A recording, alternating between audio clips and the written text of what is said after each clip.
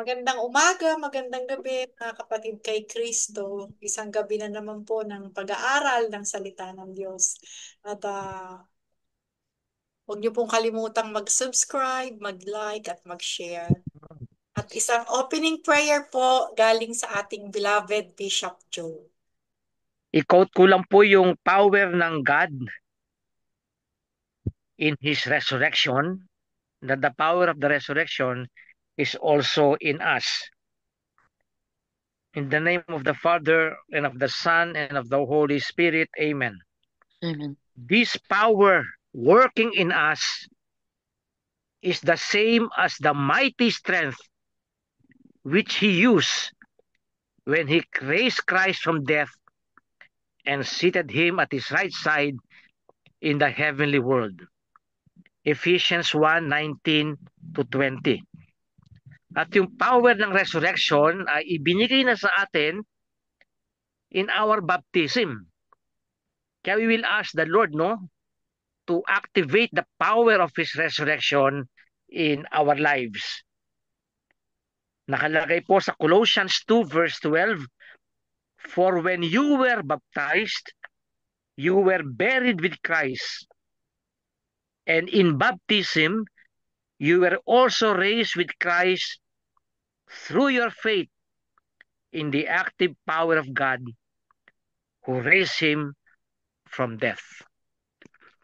O Lord Jesus, we lift up to you all the members of Christ Family Prayer Group, lalo na po yung mga may sakit, lahat po kayo may sakit, no?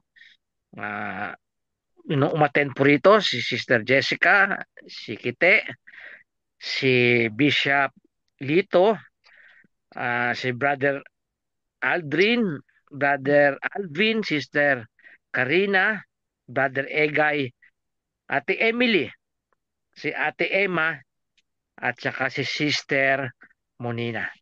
This we pray in Jesus' name. Amen. In the Amen. name of the Father, and of the Son, and of the Holy Spirit. Amen. Amen. Good evening po sa inyong lahat, no? Good evening. Po.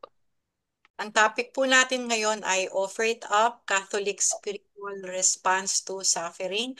At ang reader po natin, ang ating regular reader ay si Sister Kite. Yeah, offer it up. One, offer it up means to unite our suffering with the suffering of Jesus on the cross to give our suffering redemptive meaning. We are called to suffer for Christ since He suffered for us. Two, when we offer up our suffering, our personal pains and negative experiences, suffering becomes redemptive suffering because it becomes a spiritual sacrifice offered to God for the intentions of one, purifications of ourselves, and two, the conversion or salvation of others. For this light momentary affliction is preparing for us an eternal weight of glory beyond all comparison.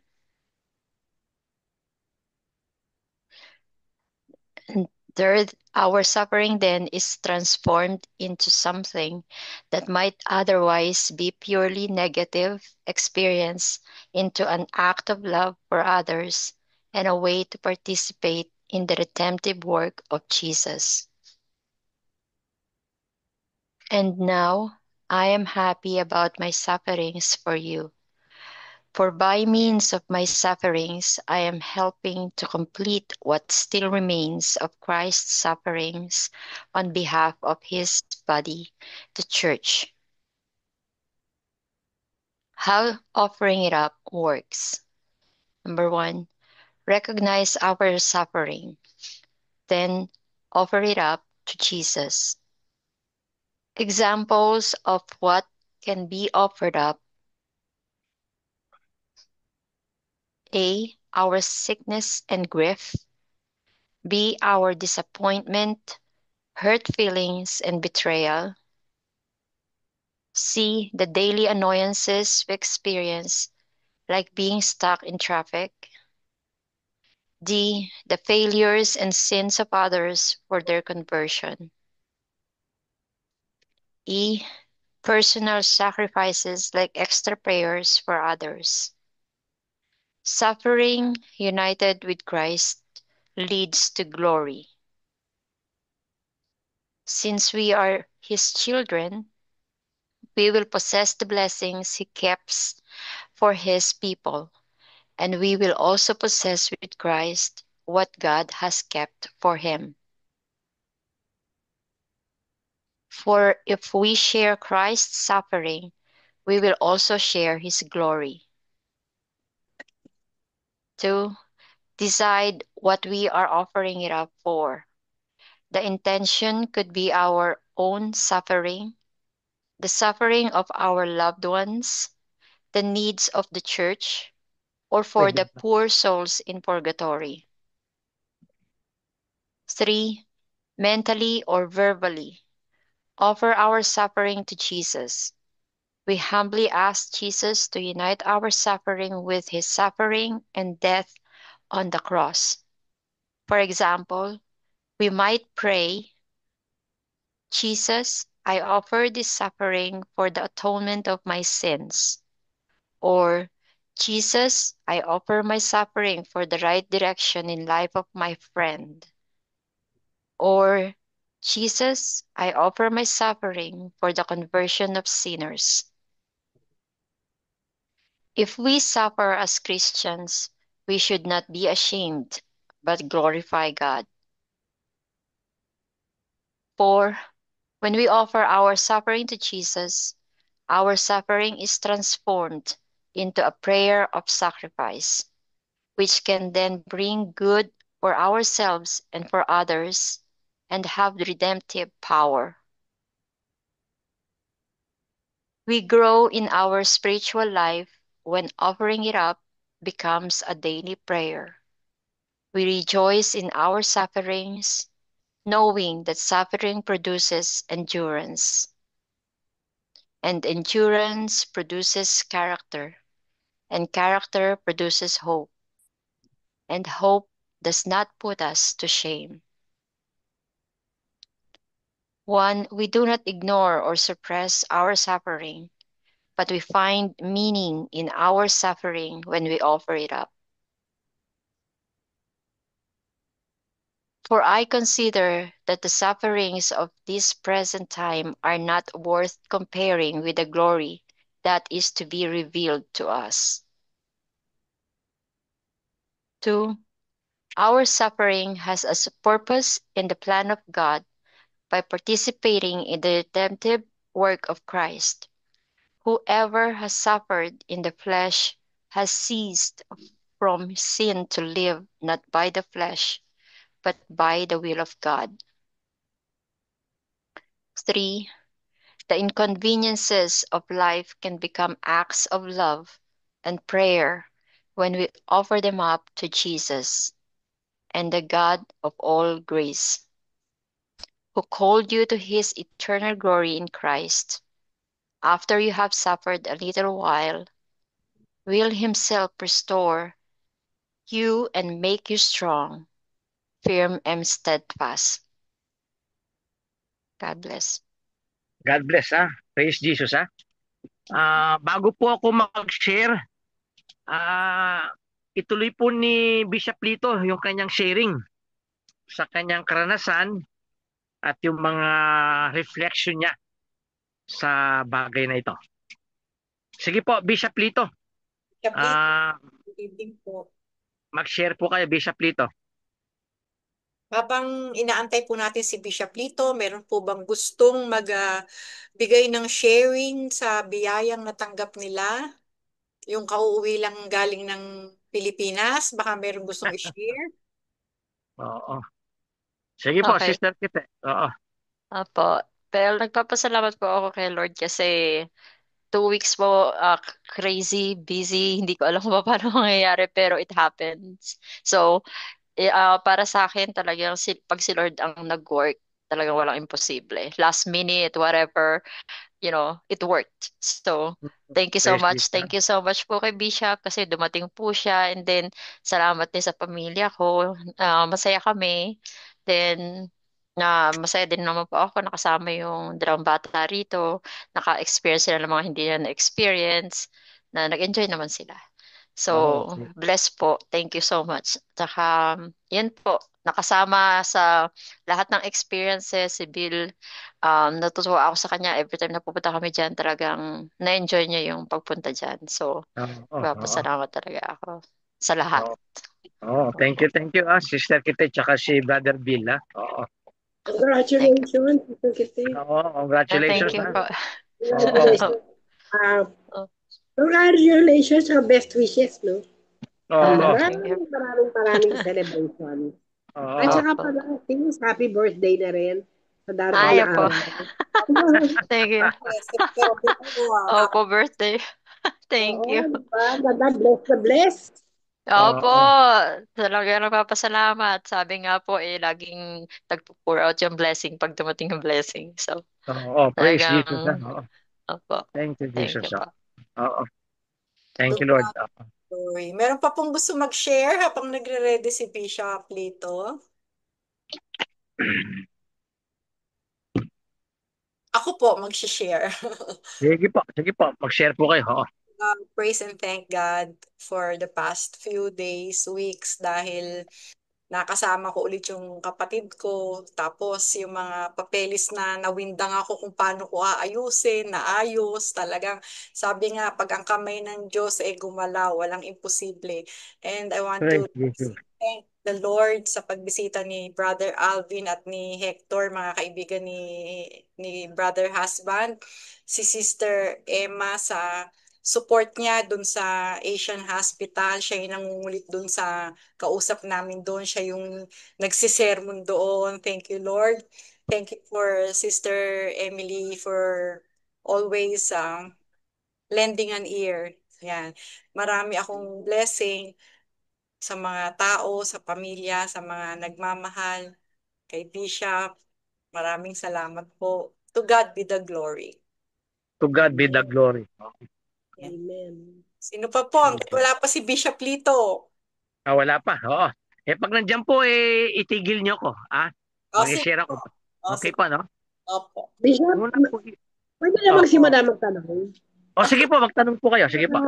Pabinasa ni Sister Kitty, hindi ko lang kasi maintindihan yung pangalawang ano yata, kung saan ano yun, hindi ko maano. Yung sinasabing failure of sins of others for their conversion. Ano ho ibig sabihin noon, Bishop? Halimbawa, may suffering po ako ngayon, no? Masakit po lagi ang neck ko, no? Damage kasi ang spine ko, eh. Tapos may mga kilala ko, they really live in sin. So I Okay. am offering my pain and suffering for their conversion. Kasi may mga kaibigan tayo, may kakilala tayo na alam natin na namumuhay sila na kontra-kontra sa gusto ni Jesus. Okay. Kaya yung ating sufferings, inaalay natin. In that case, we participate in the salvation in the salvific or redemptive work of Christ for them. Kaya nagpa-participate po tayo. Oo, kaya lalo po ngayon, no, dahil na kay Lord tayo, nakikita natin yung mga taong hindi namumuhay ayon kay Lord. Mhm. Pag pinagsabihan mo, magalit pa. Kaya hindi na effective yung pagsabihan. Hindi na effective, no? Kasi may mga times yung mga pagkasabi natin, hindi na effective yan, nakaka-block pa lalo. So doon, mas emphasize natin yung friendship natin sa kanila. Yung pagkikipagkaibigan, dahil sa pagkikipagkaibigan, baka unti-unti silang mahila sa Panginoon, no? Kaya meron po tayong prudence sa pagbibigay ng advice sa mga kakilala natin, no? Na alam naman natin, halimbawa, I'll give you an example, no? Marami akong kakilalang LGBTQ. Na Mhm. kaibigan ko yan nung pa, since 1980. No? alam naman nila ang stance ko. Alam din. Pero they reject that, no? Ngayon, Hindi namin napapapigil eh. Hindi para napapapigil yung ma-maintain mga yung communication, yung friendship, at nakapagpadala pa rin ako sa kanila ng mga messages, hindi ko na ni-remind sila tungkol doon. Kasi alam na nila, nasabi ko na yan eh. So yung mga ibang other parts na maaari makatulong sa kanila, sa kanilang mga daily problems, no? And I have been praying for them, no? For how many years already? Ganon, no? Kaya, ayun po ibig sabihin ng Ate Emily. Yung mga taong kilala natin na alam natin na mamumuhay ng Oo. yung mga taong ayaw na magpapigil. Ayaw na po, oo. Ganyan, oo. Sabihin nilang kanya-kanyang pananaw yan. Ano Don't yun, impose Bishop? your Malaki ang points nila. Malaki ang points nila sa kaharian ng Diyos o tayo? O pareho?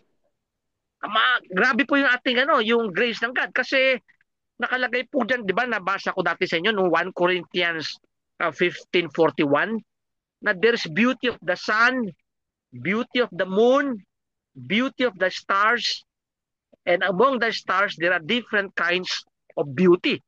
Yung sun, 1 Corinthians 15:41, no? Yung sun nag-refers po yun sa beauty ni Jesus. Yung moon tungkol sa beauty ni Mama Mary. Yung stars, ayan po yung mga nakapunta sa langit. At yung mga among the different stars, there are different kinds of beauty. Ayan po yung mga saints. Kaya we can become yung pagiging saint natin. So sa heaven, meron degrees of glory yan. Kaya tayo nagkasakripisyo para sa kanilang conversion at the Lord will reward us. No? Kasi we participate in His redemptive work. Of course, ang grace nila, makapunta sila sa sa langit, umingi silang tawad kay Lord, makonvert sila, no? At kung talagang todo naman ang kanilang conversion, minsan lumalampas pa sa mga taong matagal na kay Lord. May may mga ganyang instances, no? Yung mga saints na sandali lang sila kay Lord tapos namatay na. Kasi todo nila binigay buhay nila eh. Naging martyr sila. Pero nauna pa sila sa langit kaysa sa atin, no? Pero in a general way, ang mga nag-benefit tayo mga nakasakripisyo para for their conversion. In a general way. Sila yung mga exception na talagang todo ang conversion nila, no? Ganun. Sila St. Augustine. St. Augustine, no? Ganyan. Ay huwag tayo lumayo, no? Nung nabanggit ko nga kay Bishop Lito, no? Yung pagnanakaw sa kabanang bayan, mortal sin po yan. Mortal sin. Ngayon may mga ibang tao, wala nang pakialam kung mortal sin o hindi, basta ako makanakaw. Ipagdasal. Tapos, kaya nakalagay po rito, spiritual response. Kasi may mga response din, legal response. May response ng law. May response ang constitution. May response ang pagkilos ng mga tao. Maraming response po yan. Pero tayo, tinutukan lang po natin yung spiritual response natin sa mga nangyayari sa Pilipinas, no? Yung mga namatay, nagkasakit dahil sa baha. Ma-imagine mo yun, no? May isang linggo, mayroong tubig sa bahay, hindi alam kung saan dudumi, pagkadumi, saan itatapon. Mortal sin po yung mga pinagagawa nila. Pero meron ng kumbaga may kalyo na. May kalyo na yung konsyensya. Tayo, dahil na kay Lord tayo, ipagdasal natin. Ino-offer natin yung sacrifice natin for their conversion. Halimbawa, si Bishop Liton na nagkasakit sa puso, no? Sabi niya, Lord, I pray for mayroong pagbabago sa Pilipinas, sa aming politika, sa aming ekonomiya. I-offer mo yun. Spiritual response, no? Kasi mga iba naman kasi response nila, legal, o mass action, o social media, may mga response sila, no? Pero tayong mga na kay Lord, mas mahalaga yung spiritual response. Kasi after tayo sa salvation ng souls eh. After tayo sa salvation ng souls ng bawat isa. No? Etong mga ibang topics natin, kasi po yung sufferings, no? Sufferings po kasi, yan eh, that is a mystery, no? Yung sufferings, no? Tapos sabi ni St. Paul, di ba, sa Colossians 1:24, diba nabanggit ko dyan, no? I am happy about my sufferings. How can you be happy about your sufferings? Ako, nakasuffer ako. Yung spine ko. Masaya ba ako dyan? Hindi ako masaya dahil masakit eh. Pero masaya ako dahil ino-offer ko yun para kay Lord for the salvation of others. and also for my purification. No? Kasi it was not the original intention of God. Yung pain and sufferings, hindi po yung original design ng God. God intended all His creatures to be happy.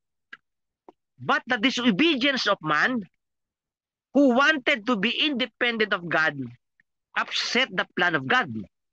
So original sin is the cause of pain and suffering.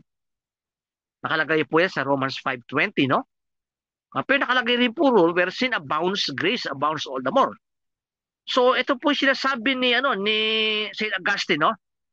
Dahil kaka-celebrate lang natin ng feast of St. Augustine noong August 28, no? Ito po sinabi ni St. Augustine, basahin ko, no? For Almighty God, because He is supremely good, would never allow any evil whatsoever to exist in His works. If He were not so all-powerful and good as to cause good to emerge from evil itself. There I trust the Lord. I trust the Lord. Kasi minsan hindi ko makita Lord, anong good makakome out sa mga abortion? Anong good ang magka-come out sa mga inosenteng taong pinatay? Anong good magka-come out sa mga na-rape? Anong good ang magka-come out sa mga taong mababa ang sweldo at nagpapagod sila para mabuhay ang kanilang pamilya? Anong good magka-come out yung kapitbahay namin dito nag-suicide? No? 26 years old lang dahil di kayang buhayin ng pamilya. Pero sinabi siya ng casting, good will come out of that. I trust the Lord. I trust the Lord. No, kasi nakalagay po sa Romans 5:20. Grace abounds all the more. Pero parang Lord, parang di namin nakikita yung grace mo. Kaya minsan kaya yung mga sharing po natin nakapasalamat tayo kay Lord, ayan po yung nakikita natin mag-grace ng God. Si Sister Kitty nag-share, dami niyang grace na nakuha, no? Nag-share din si Sister Jessica, no? Yung mga tumulong sa kanya, sa pagbisita sa kanyang husband. These are graces of God that we should be thankful for, no? Kaya, this is a mystery, pero ang sinasabi ni Lord, you are part of my redemptive work. Andiyan na po si Bishop. Sige. Bishop Lito, mag-share ka muna. Bishop Lito, mag-share ka muna.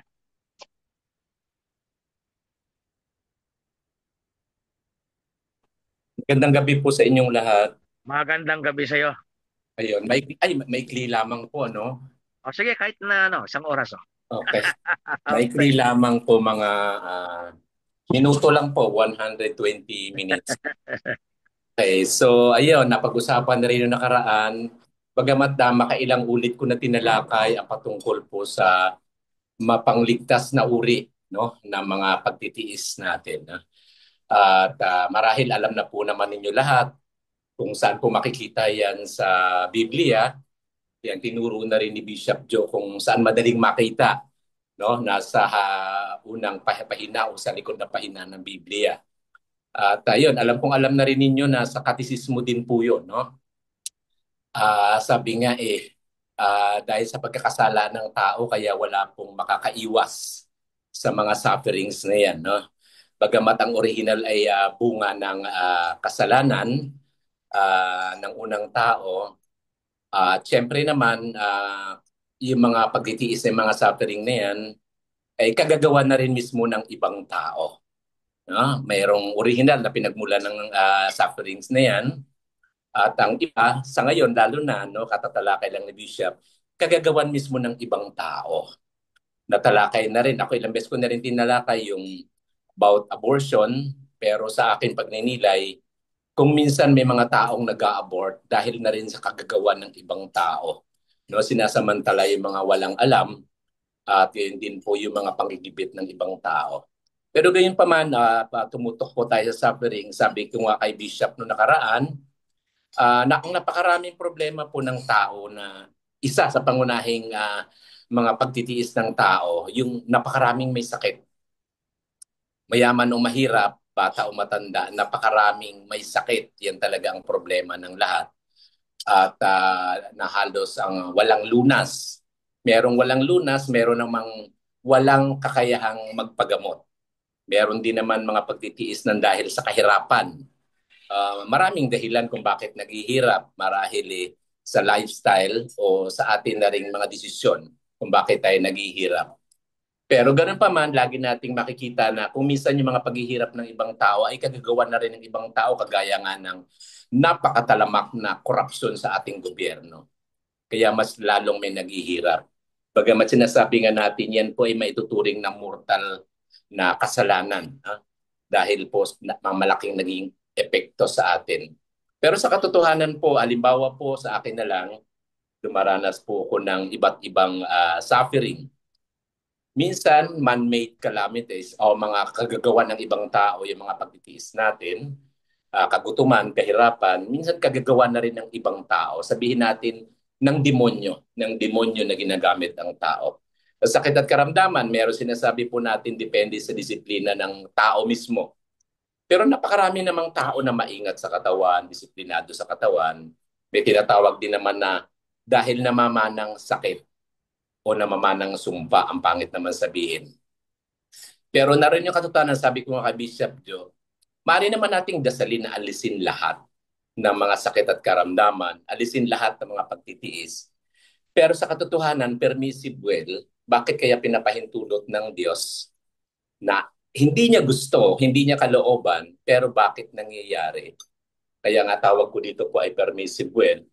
Sa akin mga pagninilay, masasabi na lang natin na redemptive suffering or salvific or purification o anumang uring mapangligtas na uri ng sakripisyo.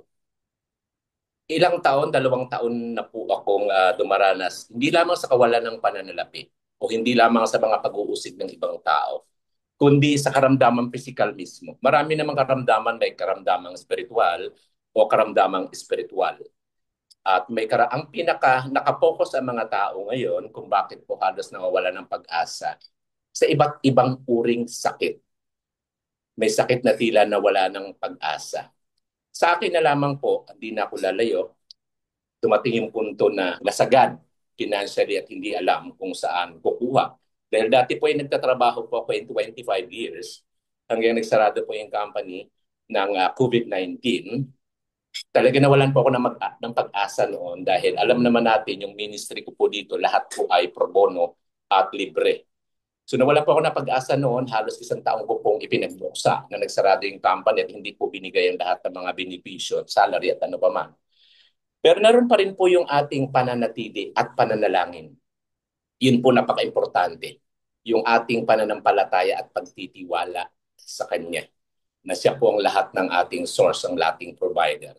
So kailangan na po maging matatag at yun din po sa panalangin. Yung ating paniniwala na andiyan ang Diyos. Mahal tayo ng Diyos at hindi tayo pababayaan. Dumating din yung punto ng iba't ibang mga depression, stress, nakaragdag marahil sa sakit. At gayon nga sa karamdaman. Iba't ibang karamdaman, ang pinakamatindi po, nagkaroon ako ng leukemia. So nagkaroon po ako ng, sabi po natin na hindi maunawaan ng doktor kung ano ang pinagagalingan ng karamdaman ko sa puso. Ginawa na po nila ang lahat. Hanggang sa taon nga na ito ay isang matinding pag-atake. Nagkaroon po ako ng 2 bukol sa brain na nakaraang taon, pero natunaw po yun. No? Dito po. At ang isang bahagi po ng part ng brain ko ay lumiliit. Ang ika-4 na parte ng utak ko po ay lumiliit. At ang sabi ng doktor ay kaya palagi ang sumasakit ang ulo ko dahil nagiging isaw na siya. Kaya nahirapan po mag-circulate yung oxygen sa kayong blood. At nagkaroon din po ako ng halos 2 buwan na pagkaparalitik ko po. So, ayun, may nag-donate sa akin ng tungkod. Halos parang inisip ko, Lord, bakit nangyari sa akin to?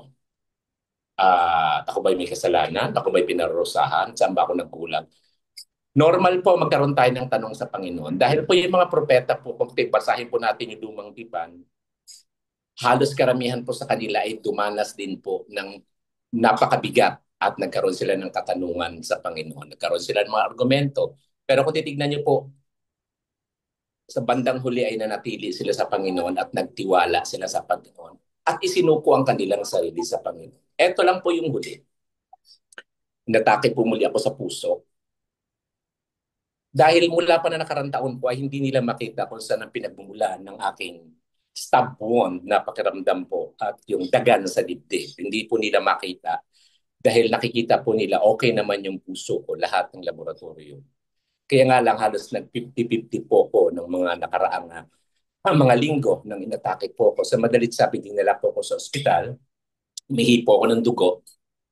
Sa aking plema po may sumamang dugo rin. So nagkaroon po ng lahat po ng maaaring pagsusuri ay ginawa. Paulit-ulit na sinasabi sa akin ng doktor, inaatake ka na po. So sa madalit sabi, ginawa ang lahat, paulit-ulit na CT scan, paulit-ulit na MRI, kung anong klaseng MRI, hanggang sa angiogram, dahil iniisip po nila, didiretso po ako ng, kung hindi bypass, ay angioplas, dahil matindi po ang pag-atake. Sa madalit sabi po, halos ako din po mismo ay halos nawala ng pag-asa.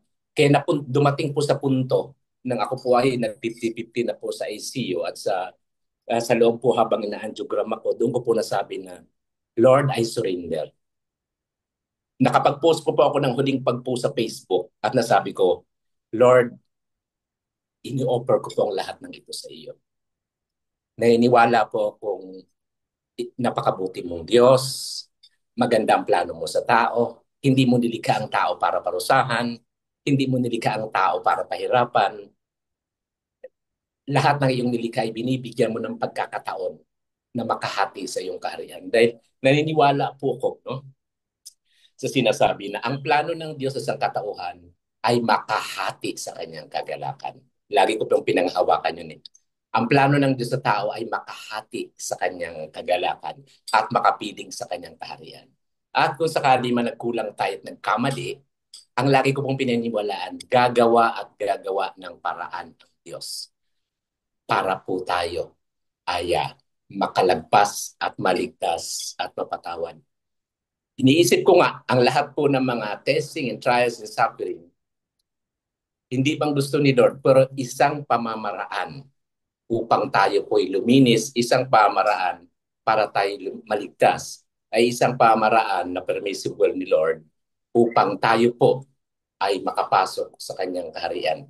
Kaya yung oras na po yun, sinabi ko, Lord, salamat sa buhay. Salamat po sa pagkakataon makapag-serve.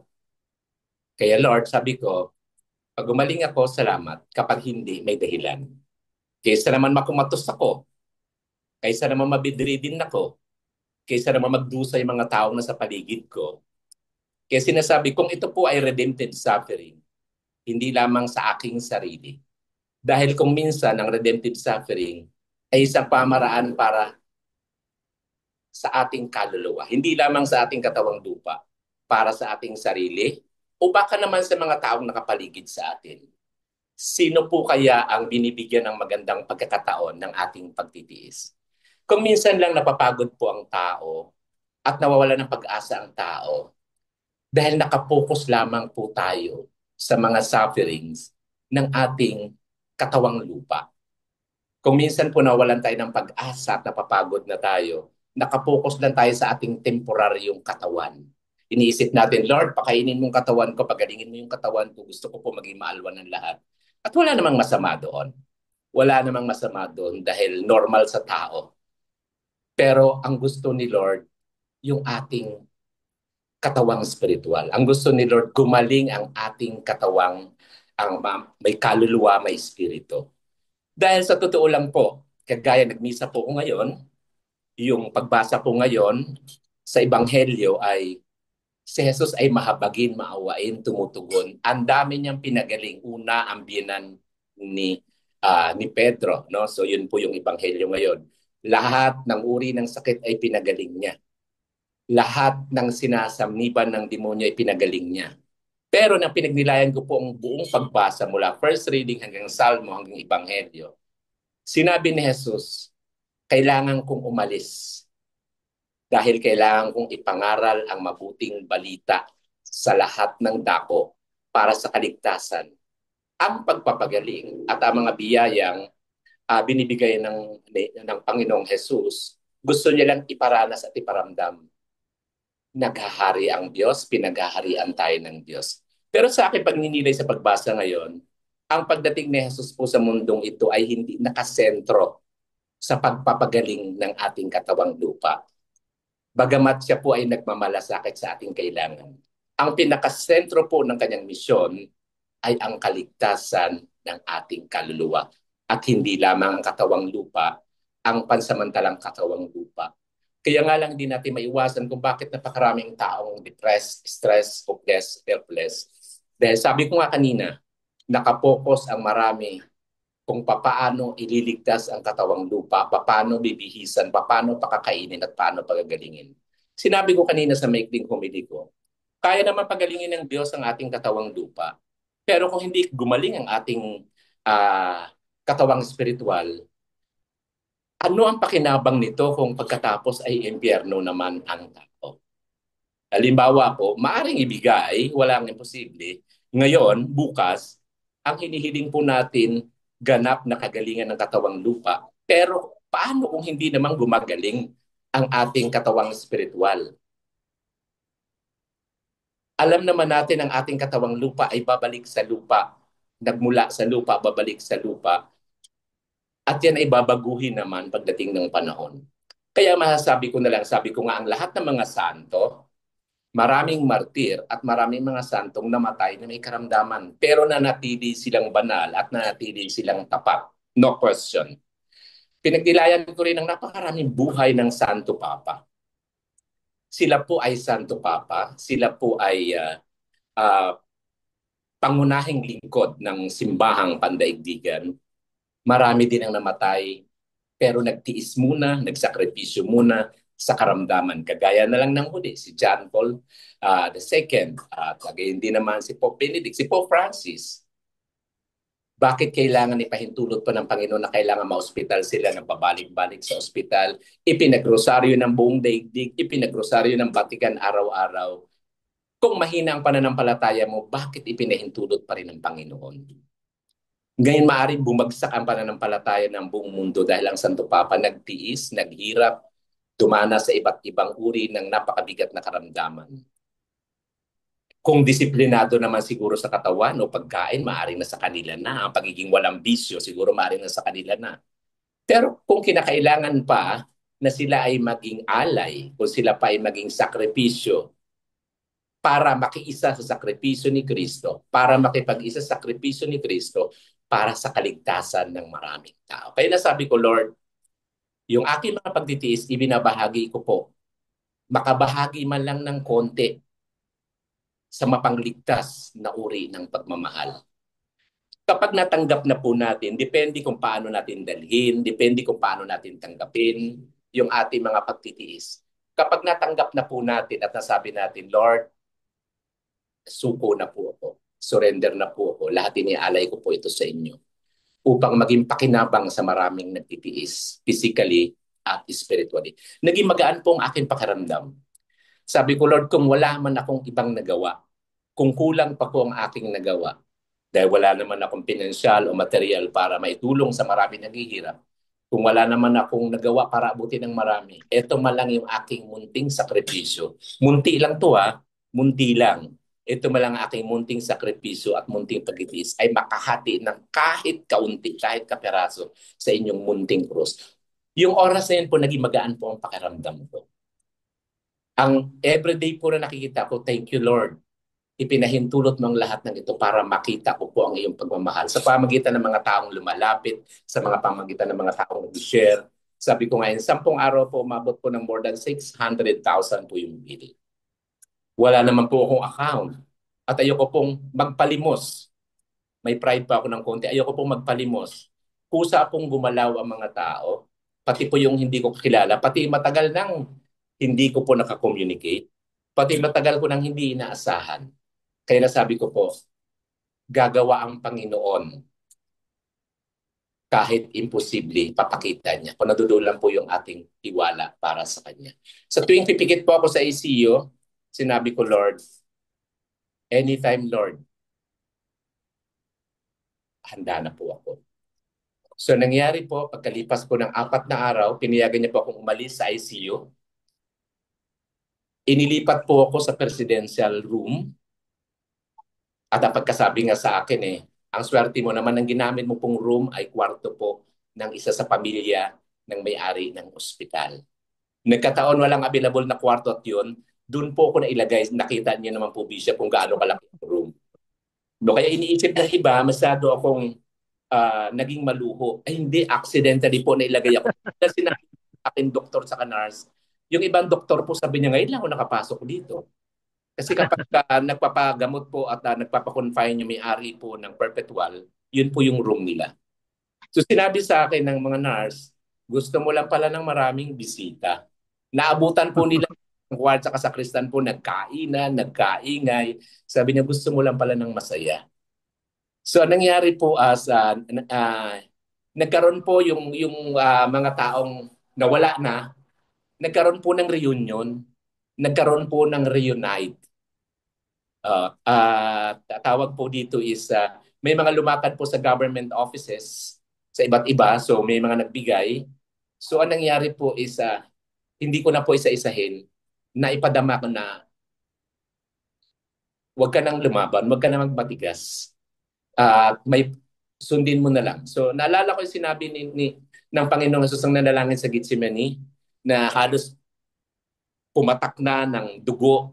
Ang alam ko na stress ang Panginoon at alam ko depressed na talaga siya kaya hindi ka naman magpapawis ng dugo sa Gethsemane kung hindi naman talaga pumutok yung ugat mo sa ulo sa kaiisip.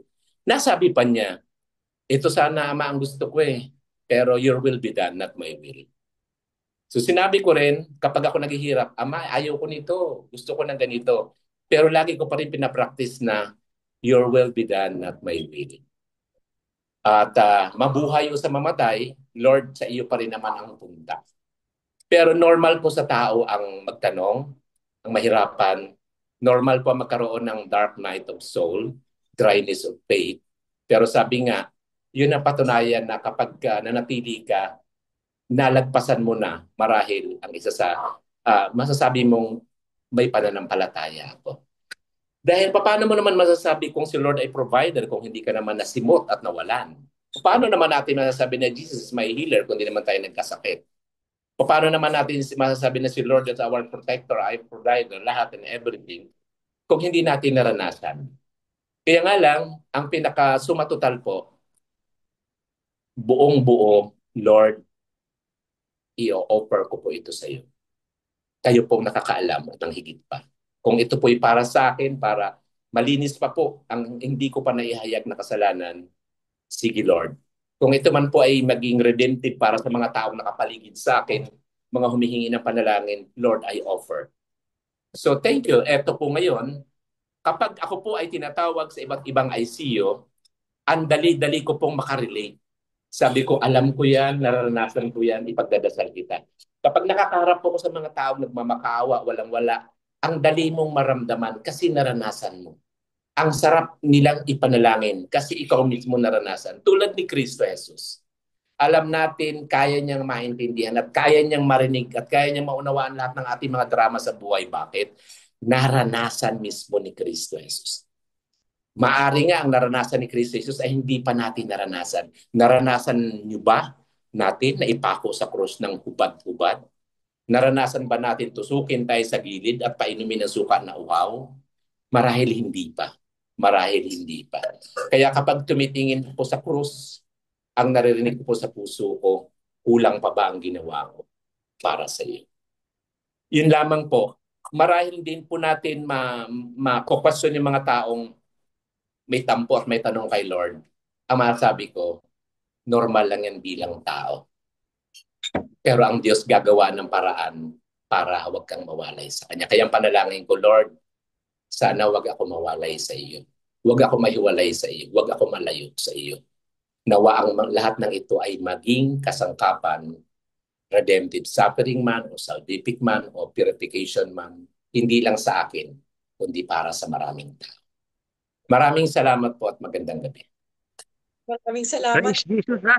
Purihin ng Panginoon sa inyong Nakakalakas ng oo, purihin ng Panginoon ha. Wala na po ako idadagdag dun siguro bigyan ko yung lang kay Sinabi kasi ni Saint Paul, no, sa Colossians 1:24, I am happy about my sufferings. Naging happy ka ba, Bishop Tito, nung ikaw nag-suffer? Yes. Mahirap maging happy. Opo, Yun, praise Jesus. dahil sabi nga kung bukas lang ang ating isipan, mas makikilala mo si Kristo. At mas mararamdaman mo na ganito pala ang pagmamahal ni Kristo. Sufferings. Mas nakikilala mo siya. Mas nararamdaman mo, kaya pala sa nagtiis, kaya pala niya tinanggap ang pagtitiis. Mas napapalapit tayo sa Diyos. Mas naging madasalin tayo. At nagiging gratitude, attitude tayo. Salamat po. Praise Jesus, no? Ito po yung kasi alam natin yung suffering na sa mystery yan, no? Na sinabi nga niya sa Old Testament, mga saints, no? Si Job mismo, alam, natalakay ni Bishop Lito yan, no? Ang dami yung tanong, nagre-rebelde siya eh. Pero tinanong siya ni God nasaan ka? Nung nililikha ko ang mundo. Yung mga tanong ba na hindi mo masagot? Nagbaw na lang si Job. Kasi yung mga kaibigan niya, kung ano ng mga explanation eh. Hanggang nagsabi lang nandun ka ba nung tinatag ko yung mundo? Wala.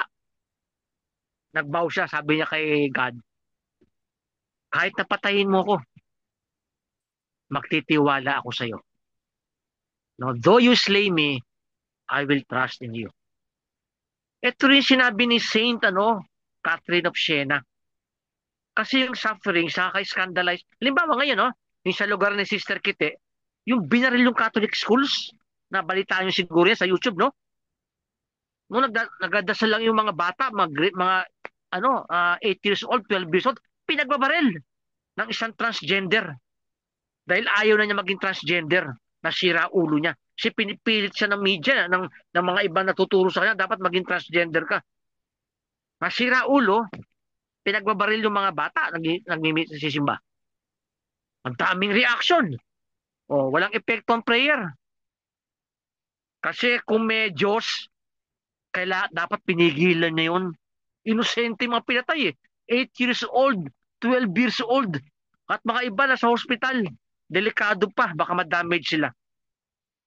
Kaya sabi ni Saint Catherine of Siena, those who are scandalized and rebel against what happens to them. Yung na-scandalize ka na, nag-rebelde ka sa nangyayari sa'yo.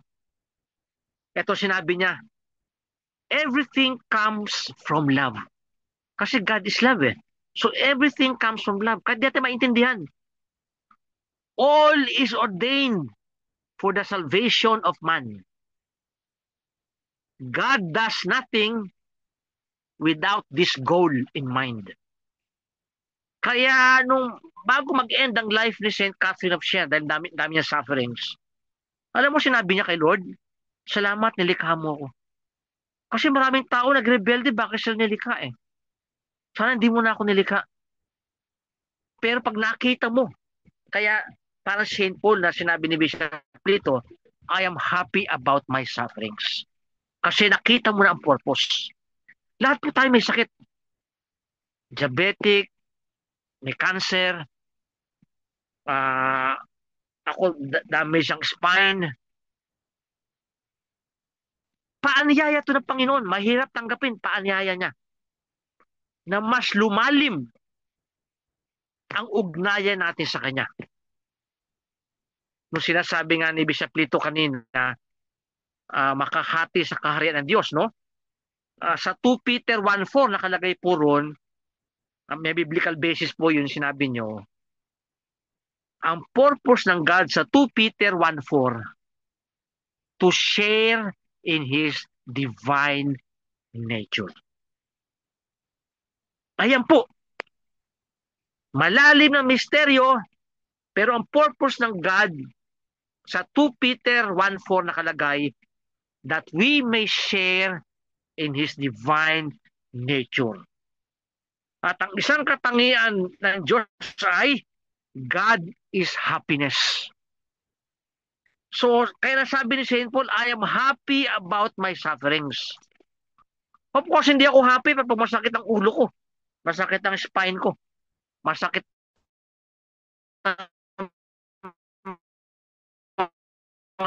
at tuhod ko. Of course, hindi ako happy dahil masakit. In the sense that I am part of God's plan to share in His divine nature. Kaya pwedeng sabihin ni Brother Egay, example na lang natin, I am happy about my cancer. Sabihin tao, may sira ka, ba't ka naging happy sa cancer mo? Hindi dahil may cancer ka. Kung hindi, you are happy because you are part of the redemptive work of Christ. Halimbawa, ikaw, Brother Alvin, no? Nabagok yung nung nanay mo na maulo. Hindi mo sabihin, I am happy na bagok yung ulo niya. No. I am happy dahil yung sufferings ng mother niyo po, part yun ng redemptive work ni Christ. Na hindi natin maintindihan. Na hindi natin makita ang buong istorya. Pero sinasabi sa atin ng banal na kasulatan ng Bible study natin that God has a plan for you in His redemptive work. Kaya redemptive suffering, redemptive work. Kaya yun po yung prayer natin, no? Sa lahat po ng umattend dito, no? Sister Kite, no? May suffering din siya. Si Brother Bill. Sister Jessica, may suffering din. Si Sister Emma, may suffering din siya. Si Sister Karina. Si Sister Munina. Si Ate Emily. Si Brother Alvin, si Brother Egay. Si Bishop Lito. Si Brother Aldrin. Si Ate Edith. Si Brother John. Si Ate Nene. Lahat po ng members ng San Martin de Porres Church. Yung Christ Family Prayer Group. May mga sufferings tayo. Ang call lang ng ating Bible study ngayon, let our suffering be redemptive. Paano maging redemptive? Yung prayer ni Bishop Lito kanina. Lord, I offer it up. Ayun po ang spiritual response natin. Lahat po ng-experience. Ikaw, brother, Alvin, hindi ka nakakatulog. Lord, mabalaki take ka ng medication. Lord, I offer it up. You become part of the redemptive work of Christ. Ayun lang po, prayer natin, no? Nang lahat ng ating sufferings ay maging redemptive sufferings. At magiging redemptive sufferings yan kung dinadasal po natin araw-araw. Ako, part ng dasal ko, everyday yan eh. Lord, I offer it up. Ayan po ang Catholic spirituality. I offer it up. Ayan po tinuturo ng early church hanggang 1960s, hanggang ngayon, ayan po tinuturo ng Catholic Church. Ang ating spirituality tungkol sa sufferings. Lord, I offer it up so that it may become redemptive suffering, that I become part of your redemptive work. At, of course, at the end of our suffering is our glorification. Di ba? Nakalagay yan sa Romans 8:17. If we share in Christ's suffering, we shall also share in His glory. So suffering, dahil ino-offer natin kay God, naging redemptive suffering, ang goal po niyan, our glory. Sharing in the glory of Christ. Nakalagay po yan sa Romans 8:17. If we share in Christ's suffering, we shall also share in His glory. Kaya with St. Paul, I can say, I am happy about my sufferings. Kahit na pinagdarasal natin na gumaling tayo, pinagdarasal natin na magkaroon tayo ng strength, pinagdarasal natin na magkaroon tayo ng comfort in our sufferings, i-offer natin lahat kay Lord yan, and we shall share in the glory of Christ. Praise you, Jesus. Praise you, Jesus. So, ayan po prayer natin sa lahat po ng ng ating at sana ma-share nyo. No? Halos lahat ng tao nag-suffer ngayon, no? I-share nyo po, no? At mas magaling kayo magpaliwanag. Bakit? Dahil kakilala nyo. Mga kaibigan nyo. Alam nyo sitwasyon. Ito, ang ginawa lang po natin through the sharing of Bishop Lito, na buhay ang salita ng Diyos. sa karanasan ni Bishop Lito. No, ayun po yung kung bakit natin pinag-share si Bishop Lito, no? Yung Word of God became alive and effective, no? Nakalagay sa Hebrews 4, no? It is alive and effective sa buhay natin na sa ngayon ay nakita natin sa buhay ni Bishop Lito. So Lord, I lift up to you once again all those who attend in this Bible study at yung mga hindi maka-attend, Lord. May mga dahilan sila. We pray for them, Lord, ang suffering lang maging redemptive. And also we pray for their healing.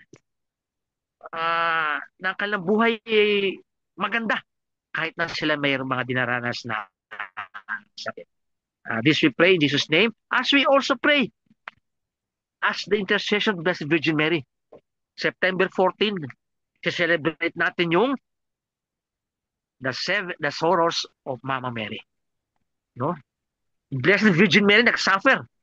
And yet, we are celebrating it because the sufferings of the Blessed Virgin Mary is redemptive. We thank the Lord for the gift of the Blessed Virgin Mary na i-celebrate natin sa September 8, no? Sa kanyang birthday, no? It is the birthday of grace. Hail, full of grace. Hilingin po natin to the Mama Mary lahat ng grasya na kinakailangan natin sa ating earthly life hanggang makarating tayo sa buhay na walang hanggan. We pray also to the intercession of Saint Joseph. Si Saint Joseph, he suffered a lot. At siya rin po yung patron saint ng mga dying. Nakita ni Bishop Lito sa kanyang karanasan, sa kanyang redemptive suffering. We thank the Lord for tonight's sharing. All glory belongs to you. As we suffer, O Lord, we can say with Saint Paul, I am happy with my suffering.